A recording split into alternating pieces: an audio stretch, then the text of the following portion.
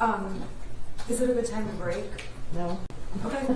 I don't know. If you guys Margaret, if we could just finish with the cross so we can excuse this witness. Yeah, we were 2 hours late today. I have You guys aren't starving to death over there, are you? I have no problem. Okay. All right. Mr. Smith, I just want to go back to a couple of things you said. You and Jennifer, you would not say you guys were friends outside of work, correct? We were coworkers and friendly at work. Okay, friendly at work, you guys would make small talk. Sure, yes. And you,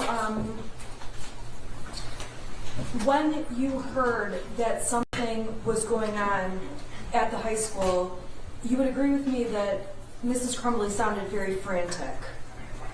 When she called us the first time I heard the sirens, she definitely sounded panicked, frantic, yes.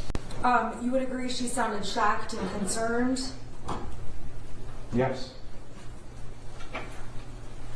And you testified that when you saw her at the office earlier, coming back from the school, she had appeared sad. Yes. It was during that time when Mrs. Crumbley was at your office that you guys discussed the meeting she had had at the school earlier that day. Yes. And during that meeting, she told you that the school wanted her to get her son in some counseling, correct?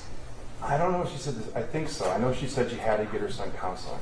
She was planning to get her son counseling. Yes. And it's appeared you were aware she was worried about her son at that time. Yes.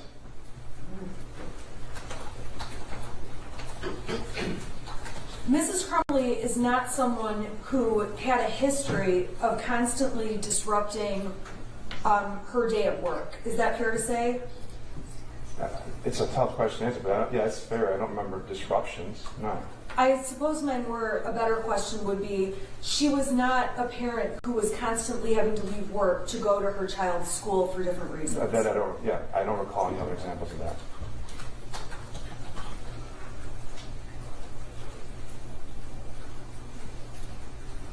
You never had any concerns personally about how Mrs. Crumbley parented her son. I never had concerns, no. And if anything, you would just hear about little bits and details about him. I think you testified about bowling, vacations, camping. I recall her mentioning them, yes. You recalled the part-time job, skiing. Yeah. I don't know. I know she skied. I don't know if he did. I don't remember that. Okay. And in terms of Jennifer working at the company prior to her being terminated, you would agree with me that she was a pretty consistent hard worker. I would agree with you, yes. And Jennifer appeared to take her career very seriously. I agree, yes.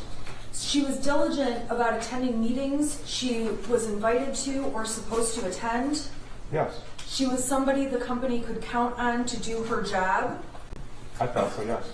And there were times she took advantage of the flexibility that your company offered to allow her to go handle different matters she may have needed to handle. I know she would have taken advantage of the flexibility to do what I don't know, but sure. Okay. And I'm correct when I say that Kathy Poliquin, she's the manager of HR, correct? She's what at the time was the director of human resources. I'm sorry, director of human resources? Correct. Okay. I have her listed as a witness, but I may, based on the prosecution's questions, I may be able to just ask you.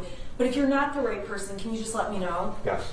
Okay, so you testified that to have a single person on the company's insurance was approximately $200 per month. That's what I read, yes. Yes. And you would agree, well, and I'm sorry, when you say $200... It was bi-weekly, so I'm not asking you. Okay, that's what I was just going to ask. So it was $200 twice a month. My understanding is yes. And if she had had another person added to the insurance, it would have been approximately $500 twice a month. I don't have the document in front of me, but I know it went up from +1 and then went up again for family. Okay, and when it goes up for family, are you aware of what it would have been for there to be 3 people on the insurance? I'd be guessing. My understanding is family covers as many families you may have, immediate family. I don't know if it's 3 to 10. It covers your entire family, my understanding.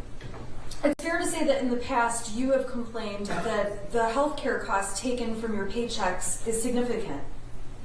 Have I complained? No, because I'm not on the health plan now.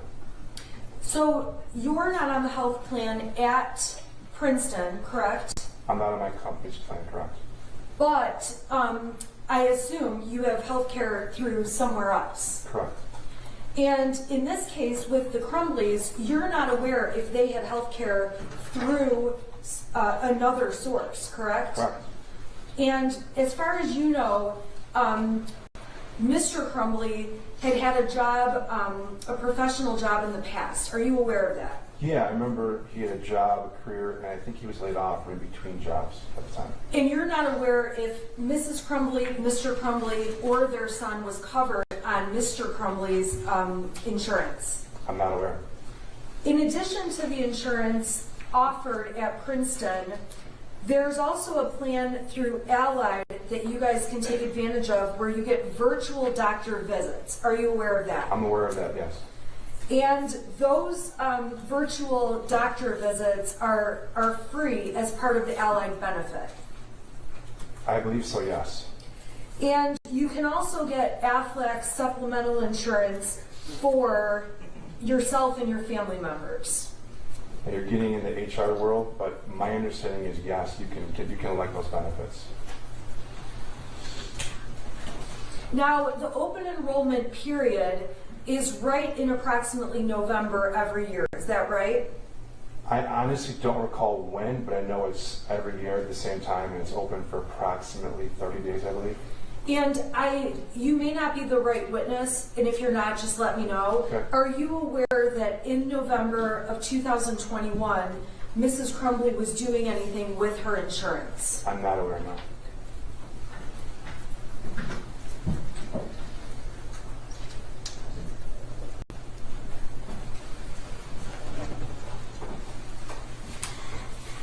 Now, when you were texting or exchanging messages with Mrs. Crumbley, there was not any point in time where she said to you, "Hey Andy, delete these texts," correct? That's correct.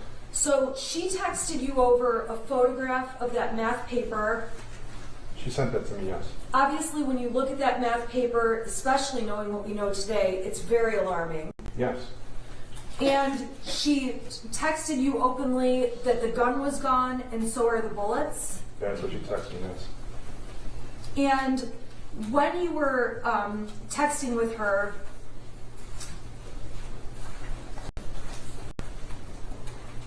you were exchanging back kind words to her, supporting her and saying things along the lines of, "I'm praying for you, I hope everything's okay," things like that, correct? Well, not things, that exactly.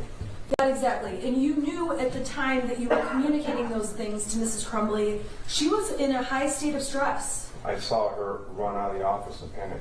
Not only did you see her run out of the office in panic, you heard her screaming when she heard about the open shooter. I heard her yelling, screaming that she had to leave. There was I forget exactly, but there was a shooting event going on at her child's school. Definitely a strong reaction from Mrs. Crumbley about what was happening. Yes. Now, after Mrs. Crumbley found out more information, we saw the text where Mrs. Crumbley is saying, "I need my job. Please don't judge me for what my son did," correct? That's the text, correct. Now, at that time, you're aware that James Crumbley was laid off. I knew he was in between jobs. I don't know what he was doing at that point. And so Mrs. Crumbley is certainly voicing the concern to you, "I don't want to lose my job," correct? She sent a text, "I need my job." As far as you knew from working with Mrs. Crumbley over time, she liked her job, was good at it, and valued that job. I thought she was good at her job, yes. And her text indicating she wanted to keep her job, you have no reason to believe she didn't want to keep her job. No, no. I have nothing further. Redirect? Nothing, Your Honor. May he be excused? Yeah, you may step down and you're excused.